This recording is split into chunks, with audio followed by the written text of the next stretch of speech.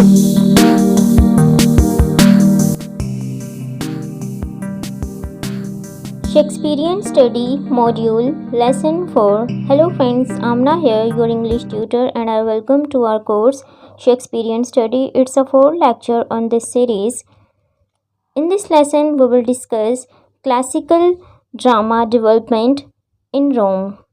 इस लेसन में स्टूडेंट हम डेवलपमेंट ऑफ ड्रामा को रोम के पर्सपेक्टिव से देखेंगे। लास्ट लेसन में हमने डेवलपमेंट ऑफ ग्रीक ड्रामा को डिस्कस किया था इन डिटेल। नाउ इस लेसन में हम फर्दर आगे जो रोमन ड्रामा है उसको डिस्कस करेंगे कि रोम में किस तरह जो है ड्रामा डेवलप फॉर्म में हमारे सामने आया। लास्ट लेसन में हमने जब देखा था कि फर्स्ट टाइम ड्रामा ग्रीक्स ने इंट्रोड्यूस करवाया था, देन उसके बाद 3rd सेंचुरी BCE में जो है रोम ने फर्स्ट टाइम जो है ड्रामा को मतलब उन लोगों से हाईली इन्फ्लुएंस हो गए, इन्होंने ड्रामा को डबल फॉर्म में अडॉप्ट किया। उसके ऊपर स्टार्टिंग में तो ये उसी को जो है वो कॉपी किया करते थे, लेकिन फर्दर लेटर ऑन इन्होंने जो है अपने वर्क्स भी लिखना स्टार्ट किए। अब रोम जो हमने ग्रीक ड्रामा में देखा था कि ग्रीक ने जो ड्रामा इंट्रोड्यूस करवाए थे उसके अंदर जो डेवलपमेंट की गई थी कि मेजर 2 टाइप्स थी हमारे पास, ट्रेजेडी एंड कॉमेडी। अब ट्रेजेडी एंड कॉमेडी को फर्दर जो है रोमन ड्रामा जो है वो किस तरह लेकर चलते हैं इसको हम थॉरली स्टडी कर रहे हैं। रोमन ड्रामा जो है, Roman drama was highly influenced by Greek theatre and was largely based on the theme of Greek tragedy and comedy. However, the Romans also introduced their own unique themes elements such as the meme and pantomime. अब इन्होंने first time जो है सबसे पहले meme और पैंटोमीम जो है वो इंट्रोड्यूस करवाए थे एक न्यू फॉर्म में। मीम जैसे आजकल हम देखते हैं कि डिफरेंट किसी भी न्यूज़ पर, किसी भी वीडियो पर, किसी भी आर्टिकल्स पर कुछ जो है वो कॉमेडी फॉर्म में जो है वो सटायर किया जाता है, लेकिन जो उस टाइम पर एक्चुअल मीम था रोम के उसमें ये क्या किया करते थे कि डिफरेंट जो इनके करेक्टर्स होते थे उनको क्रिटिकली जो है वो मास की फॉर्म में जो है वो क्रिटिसाइज किया करते थे। और जो पैंटोमीम है वो उस टाइम पर कॉन्सेप्ट टोटली इससे ऑपोजिट हुआ करता था, लेकिन मीम को फर्स्ट टाइम जो है ये फॉर्म कॉमेडी की रोम ने इंट्रोड्यूस करवाई थी। रोमन ड्रामा जैसे अब थिएटर की बात करते हैं कि इन दोनों के थिएटर में क्या फ़र्क था।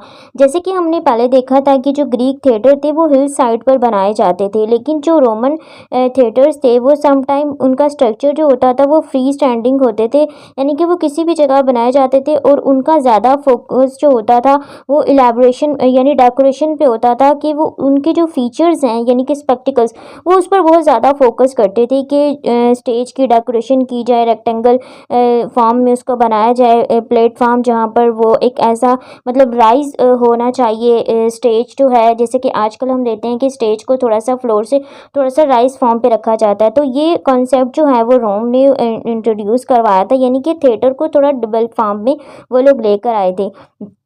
अब इसके बाद मोस्ट सिग्निफिकेंस जो कंट्रीब्यूशन है रोमन का वो ये है कि थिएटर में इन्होंने सबसे पहले जो चीज़ इंट्रोड्यूस करवाई थी वो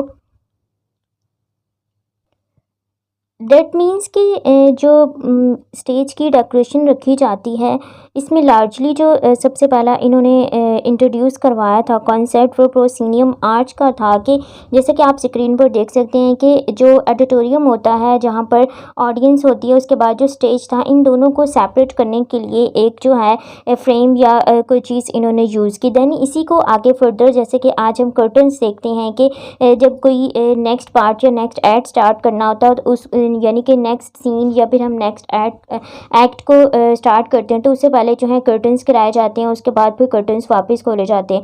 तो यही कॉन्सेप्ट जो है वो मतलब डबल फॉर्म में आज हमारे पास मौजूद है, लेकिन उससे पहले जो रोम है वो इसको जो है वो मतलब फॉलो किया करते थे। देन अब स्टूडेंट्स हम इसकी कुछ करेक्टरिस्टिक्स को देखते हैं कि मेजर जो रोम के ड्रामा हैं उनकी क्या करेक्टरिस्टिक्स हैं। सबसे पहले हम देखेंगे कि influence of Greek drama most important है, क्योंकि ग्रीक से ही इन्फ्लुएंस हुए थे जितने भी ड्रामाटिस्ट या प्ले राइट हैं फर्दर आगे डिफरेंट कंट्रीज़ में। क्योंकि ग्रीक जो है वो एक फ़र्स्ट मतलब एक इंट्रोडक्टरी स्टेज थी जहाँ से ड्रामा को इंट्रोड्यूस करवाया गया था। इन्होंने वहाँ से स्पेशली जो है जो वर्क यानी कि प्ले राइट थे, जैसे कि हमने लास्ट टाइम डिस्कस किया था, सोफोक्लिस हैं, फिर उसके बाद एस्किलस हैं, यूरिपिटस हैं, इनके वर्क्स को इन्होंने कॉपी किया, इनके स्टाइल को देखा, उसके साथ साथ उसमें थोड़ा सा चेंज उनको ट्रांसलेट किया अपनी लैंग्वेज में, क्योंकि वो ग्रीक लैंग्वेज में लिखे हुए थे उनकी लैंग्वेज में, और फिर उसके बाद इन्होंने उसको अपनी लैंग्वेज में ट्रांसलेट किया। देन उसको देखते हुए कुछ मतलब कॉपी पेस्ट के अंदाज में इन्होंने अपने जो है वर्क लिखना स्टार्ट किए।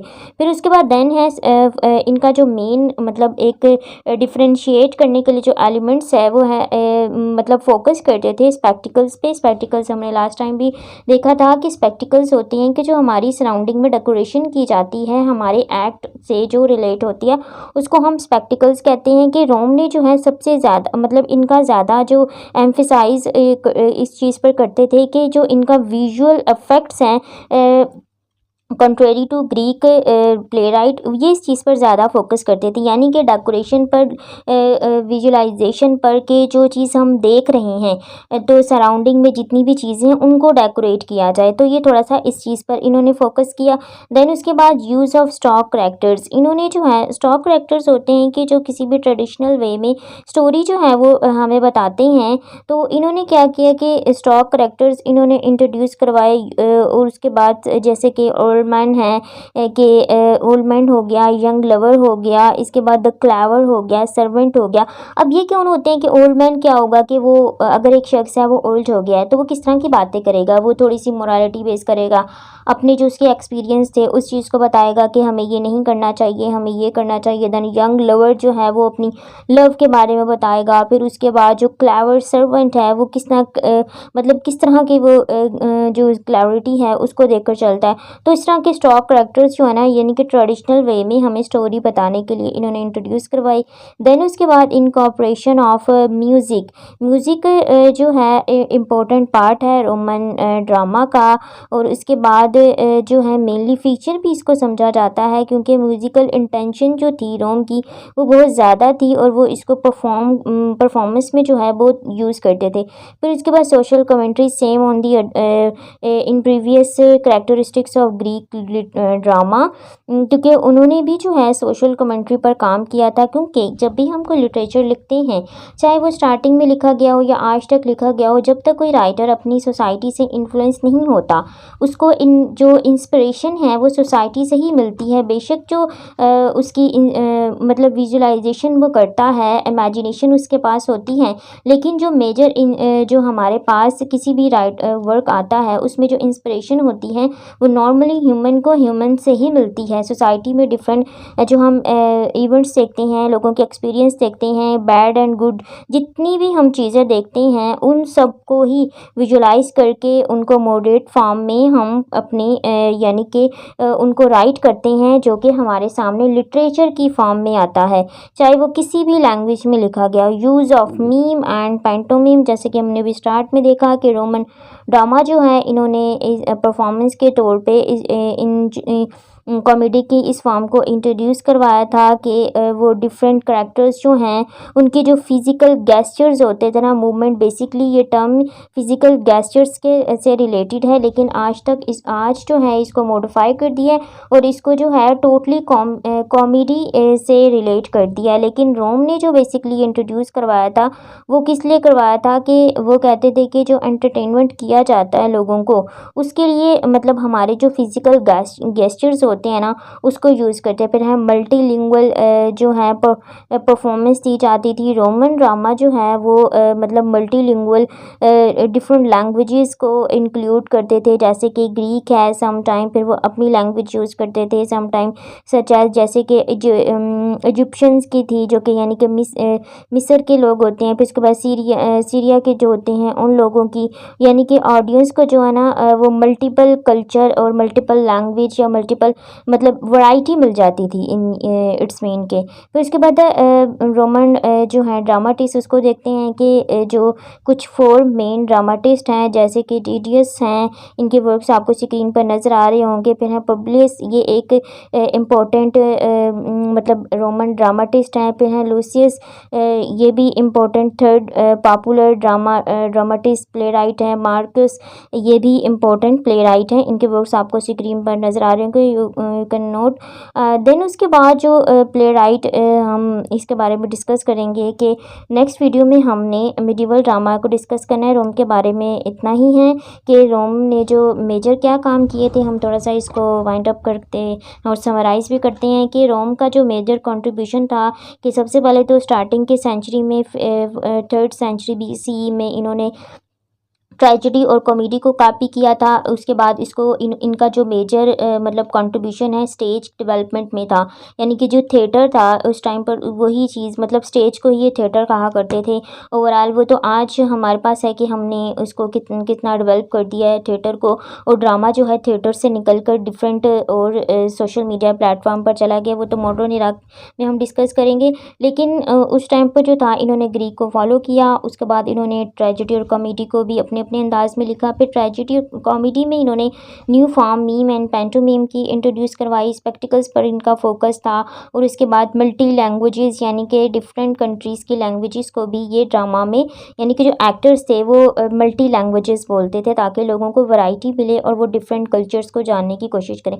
और ये सब कुछ जो है ना, रोम जब पावर में आ रहा था, जब इन्होंने रोमन एम्पायर खड़ी हो रही थी, डिफरेंट कंट्रीज़ पर ये अपना रोल कर रहे थे। जैसे कि अब हम हिस्ट्री ऑफ इंग्लिश लिटरेचर में देखते हैं कि किस तरह ये ब्रिटेन में आए थे और वहाँ के इन्होंने जो ब्रिटॉन्स थे उनको इन्होंने डिफीट किया। देन उसके बाद फिर उन्होंने काफ़ी अर्सा वहाँ पर रहे, लेकिन फिर उसके बाद जब जर्मन ट्राइब्स आ गए तो उसके बाद ये वहाँ से मूव होना स्टार्ट हो गया। रोमन एक बड़ी एम्पायर है, इसकी हिस्ट्री हम जानते हैं कि किस तरह रोम ने खुद को पावर में लाए और कितनी कंट्रीज़ पर इन्होंने रूल किया था। और जितने भी मेजर इंसिडेंट हैं स्लेवरी से रिलेटेड, वो सब कुछ जो है रोम की हिस्ट्री के बगैर कंप्लीट नहीं होते। देन वो एक अलग पार्ट है, यहाँ पर हम जस्ट इसके बारे में देख रहे हैं कि किस तरह जो क्लासिकल ड्रामा है वो आगे डेवलप होता जा रहा है, क्योंकि वो ग्रेजुअली मूव कर रहा है एक one country to other country. Then next lesson में हम मिडिवल ड्रामा को डिस्कस करेंगे कि मिडिवल ड्रामा कौन सा है, और साथ ही हम रेनेसां को भी देखेंगे। फिर उसके बाद हम शेक्सपियर का मेजर इंट्रोडक्शन देखेंगे, शेक्सपियर की ट्रेजेडी को डिस्कस करेंगे।